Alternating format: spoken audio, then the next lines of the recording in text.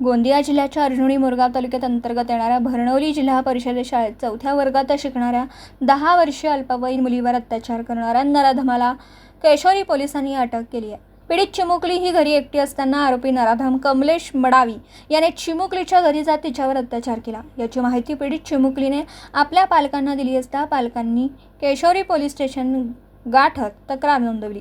पीडितेची वैद्यकीय तपासणी करून घेत आरोपी नराधमाविरुद्ध बाल लैंगिक अत्याचार तसेच भारतीय दंड अत्याचार कलमांतर्गत गुन्हा दाखल करीत आरोपी नराधमाला अटक केली आहे। गोंदियाहून प्रतिनिधी अमरदीप बडगे।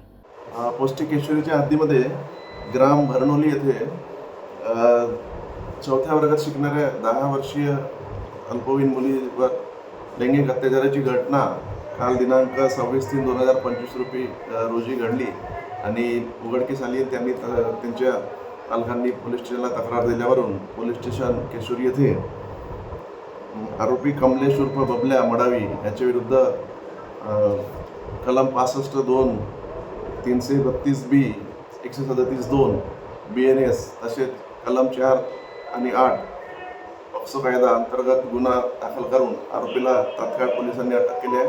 पुढील तपास केशोरी पोलीस करत आहे।